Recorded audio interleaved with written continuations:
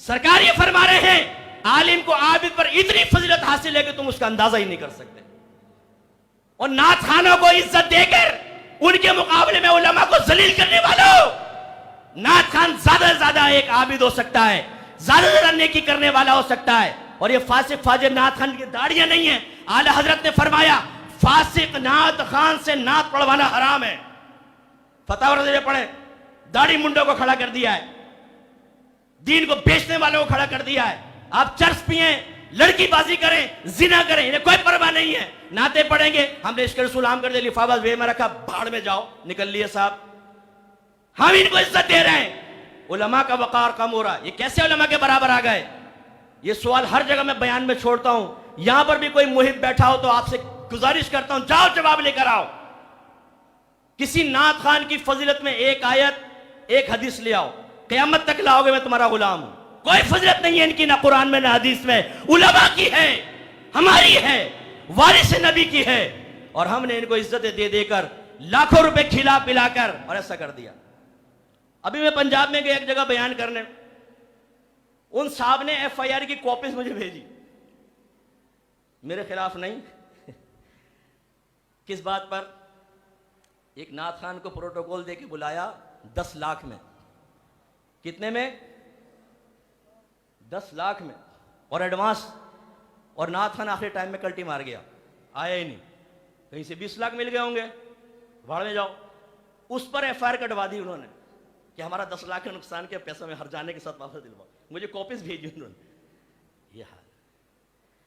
एक शख्स मुझे मिला, कहने लगा मुफ्ती साहब मेरा बच्चा जो है ना वो आपको भी सुनता है, एक मशहूर नात खान को भी सुनता है। अब मैं सोच रहा हूं मुफ्ती बनाऊं या नात खान। आए हाय, अब देखे ना क्या हमने मकाम कैसा बराबर कर दिया। वो सोच रहे दोनों बराबर है, मुफ्ती बना लो चाहे नात खान। अरे लाखों नात खान खड़े कर दो।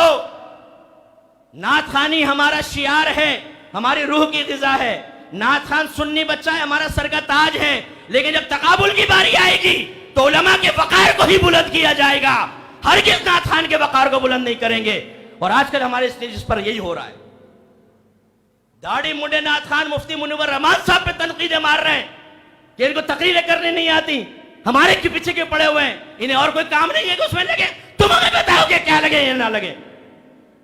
और ये अवामुन्नास है, ये हमारे सेठ है जो इनको पैसा लाखों रुपए दे के अपनी शादी की महफिल में बुला के इज्जतें देकर और उलमा के वक़ार को खत्म कर रहे हैं। नाराज मत हो कोई सेठ साहब, मेरी तकरीर सुने, रिकॉर्डिंग। अगर मैं गलत कह रहा हूं, मैं हाजिर हूं। सोल्जर बाजार में मेरी एकेडमी, आइए मेरे सामने बैठे हैं, हम क्वेश्चन करते हैं, करें हमारे साथ डिबेट कि मैं गलत कह रहा हूं या सही कह रहा हूं। एक महफिल में मैं गया, मुफ्ती मुनव्वर रहमान साहब, एक दो और उलमा, शादी की महफिल थी। नात खान को बिठा दिया साहब, पौने घंटा नात खानी करता रहा। इसके बाद जी मुफ्ती साहब दुआ कर दे। मुफ्ती साहब बैठे, माइक हाथ में लिया, फरमाया दुआ तो मैं करूंगा, अगर इजाजत दें तो मैं कुछ कहना चाहता हूं। अब मुफ्ती साहब से कौन छीन सकता था माइक। फिर जो मुफ्ती साहब ने सही की तबीयत साफ की है ना, कि बड़े बड़े उलमा बैठे हैं, आपने पौने घंटा नात खानी करवा ली, 10 मिनट का बयान नहीं करवा सकते थे।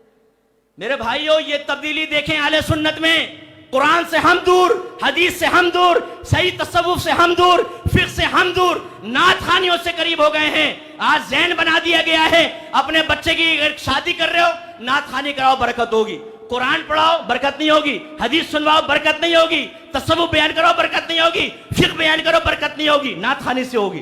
पौना पौना घंटा नात खानी, इल्मी महफिल खत्म। हमारे बच्चे इल्म से दूर हो गए, कुरान से दूर हो गए। ये जो यहां बैठे होंगे बहुत सारे, ये कंजुल ईमान पढ़ें। कंजुल ईमान बेहतरीन तर्जमा कुरान है, कुरान नहीं है, तर्जमा नहीं है, तफसीर है। बिल्कुल सही कहा, मेरे आक़ा नेमत का कुरान तर्जमा कुरान ऐसा ही है। लेकिन उसके कान में पूछेगा तूने खुद कभी पढ़ा है? कभी नहीं पढ़ा होगा। अभी आप पे लाजिम है, जो कंजुल ईमान की फजीलतें बयान कर रहा हो ना, उसके कान में पूछिएगा जरूर तुमने पढ़ा है और बगैर तफसीर के तुम्हें समझ में आया है? पूछे जरा उससे। हम लोग सिर्फ जबानी कलामी बातें, बाकी आला हजरत सबके उससे दूर होकर अपने ज़ाती मफादात की बातों का ज़िंदगी गुजार रहे होते हैं। मैं इंशाल्लाह अपने वक्त पे बयान खत्म